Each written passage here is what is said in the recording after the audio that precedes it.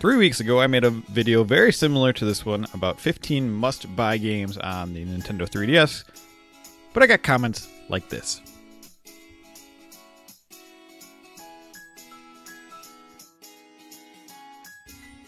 Three of those 15 games weren't RPGs, just so you know, that's 20%, but I digress. Here's 10 more games for the Nintendo 3DS that you should buy.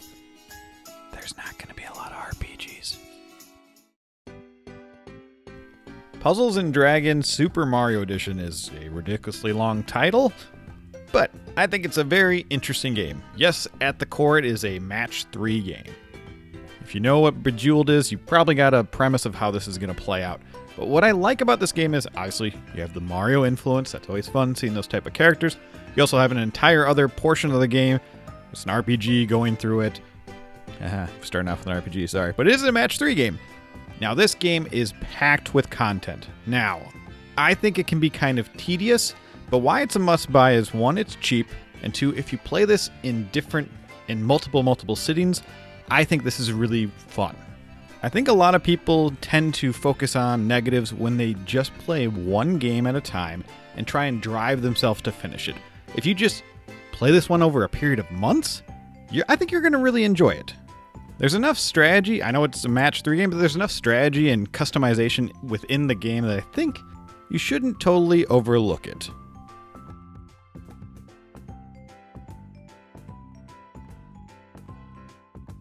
It's been a long time since I've seen this franchise name and gotten really excited. So we have to go back to one of the greats, and that is Star Fox 64. And you can play that version, albeit a little bit different, on your 3DS. One thing I'm doing with this list is obviously staying away from RPGs, but I'm also thinking about not just the eShop closing, but games I would pick up if I'm browsing a store, if I'm browsing eBay, whatever it is. These are the games I want to play. And who doesn't want to play the best Star Fox game? And there's a couple of reasons why. 1, it's super short. You can finish this in under an hour, but there is so much choice in the matter. There's so many different routes, so many different planets. Things you do in each level make you go to a different route. When you get to the boss fights and it's this 3D arena, or when you're doing a bunch of dogfights, you have the Independence Day level, which is amazing. There is so much to love about this game. I think it's one of the best N64 games, and it still holds up in that regard, so if you want to pick up the N64 copy, go for it. But you will not be disappointed adding this game to your 3DS library.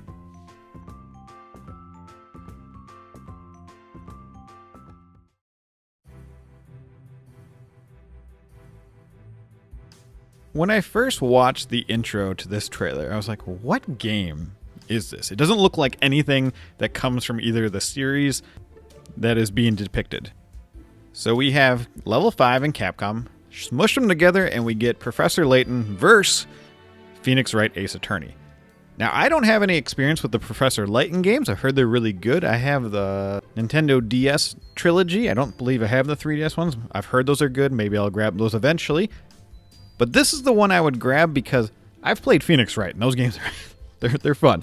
They're their own beast, and if this game can take some of the magic of that game, I think it's going to be pretty good. I haven't played this game. I know people have called me out that in the video before, but it doesn't matter. The main reason I'm doing this one is this game is getting very expensive physically, so maybe you should pick this one on the eShop. But again, if you see this somewhere, maybe take a chance on it, pay the extra bucks.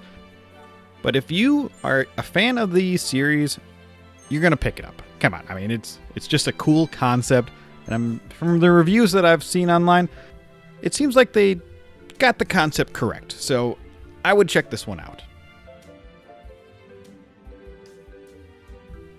In 2020, I decided to pick up Mario Kart 7 for the first time. It's been in my collection for a while, and by myself, I sat there and I played through every course, and I really enjoyed myself.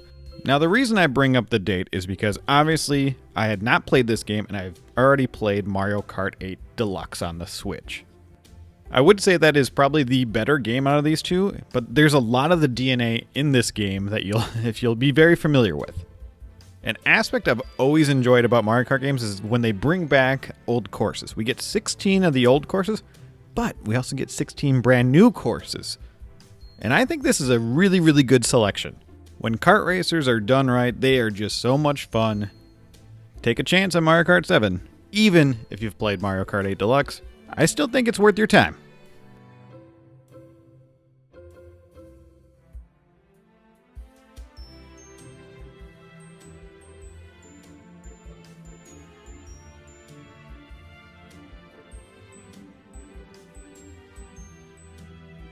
I may have mentioned this before, but I am not the Kirby guy. Most of my experience comes from the Super Nintendo version and the N64 one.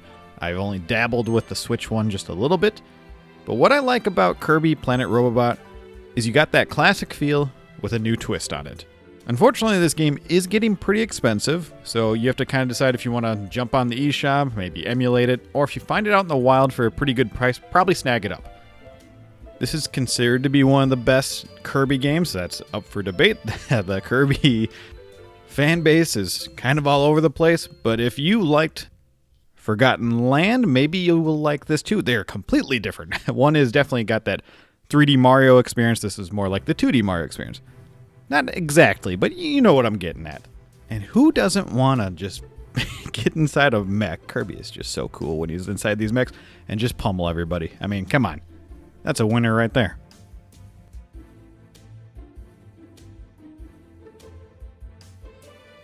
What can I say? I cannot stay away from the RPGs for too long. The Mario & Luigi series has a lot of entries into it, and while Dream Team might not be the best version, obviously that is up for debate, but I think it's very creative, and knowing this is one of the games in the series that's only on the 3DS, you should probably pick it up now versus later. It's still relatively cheap, but those other versions are definitely going up, and I'm sure this one's going to follow that trend. I do have a soft spot for the original on the GBA, and then also Bowser's Inside Story on the DS, which they also have the remake on the 3DS, so that one would be definitely worth grabbing for sure if you see it out there. But I'm going with this one because I think it's going to be the most underrated when we look back on the 3DS library after it's all said and done. And sometimes you just want to get weird, and what is more weird than pulling on Luigi's mustache and making platforms out of it? I also have a soft spot for games that use the creativity of the hardware itself. That's not always the case, but this one definitely uses it. A quick interlude to tell you thank you for all the comments on my last 3DS video. Oh my gosh, it's wonderful, wonderful to see. Please keep sharing, subscribing. It really does help us out here at Bits of Time. And if you haven't seen that other video, wait until the end of this video and click on it. I think you'll enjoy it. There's lots of RPGs. Luigi's Mansion is dripping with atmosphere. Initially at the launch with the GameCube, it didn't have the best of reviews, and I think the expectations from Mario 64 starting off the 64 generation to getting this, it was a step in a weird direction, but that's what I love about the GameCube. It was just so weird, and now we have an excellent port of that game. Yes, a lot of things had to be changed, little things had to be compromised, but the GameCube game is getting very expensive, so if this is the only option you have, this is a great one, by the way. Now, sometimes I scoff at motion controls, but knowing that the GameCube had that analog stick and this one on the 3DS, it works a little wonky, and maybe you don't have that attachment. That's such a weird thing to have. So they circumvented it, put in some motion controls in there, but it has some extra content too. You can play with a buddy, with Gooigi, which is always fun. But seriously, Luigi's Mansion, I don't think gets enough praise. It's just a really simple concept. It's not too long. So when you're wanting not a huge experience, it took me 6.5 hours to beat this game, and I didn't get all the booze and all that, and there's a lot of fun bosses. This game is just really good. It's a solid experience. And I'll keep going back to it. Like Metroid Prime, where it has amazing atmosphere, Luigi's Mansion also has amazing atmosphere. Both from the GameCube era. They knew what they were doing.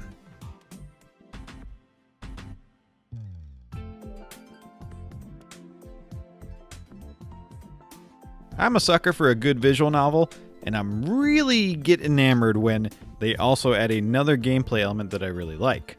Enter the non-airy games. This is an escape room visual novel, so you're solving puzzles to escape a room and slowly uncovering a mystery. Oh, but the best part is there's so much choice in these games. There's multiple endings. Oh my gosh, do I love them. I find these type of games to be home on a portable console.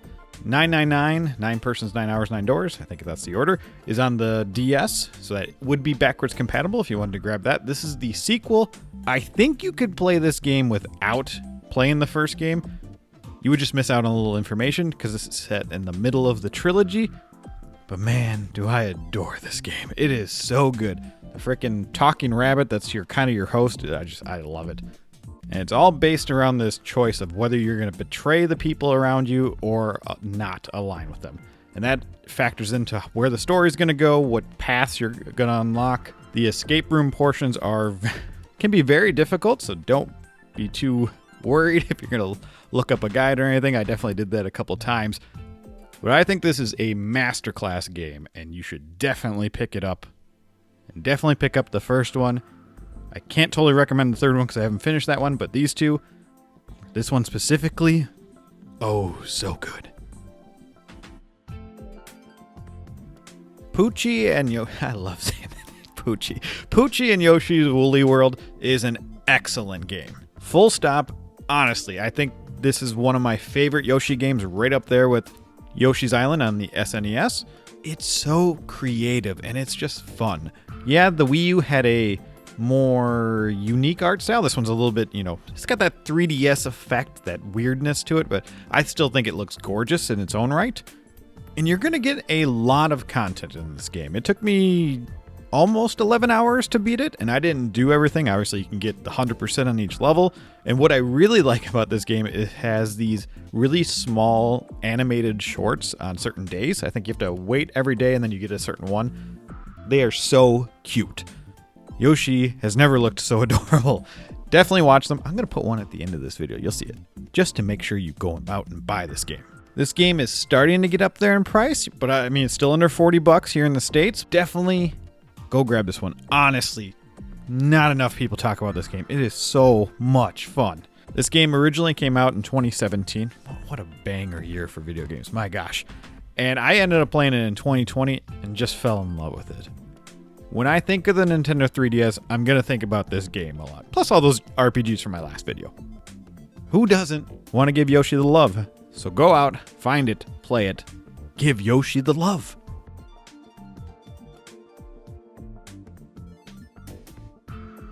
Now, I know what you're thinking. Why are you putting Mario on the list when it's one of the most popular franchises on any Nintendo console? I honestly think this one is super overlooked.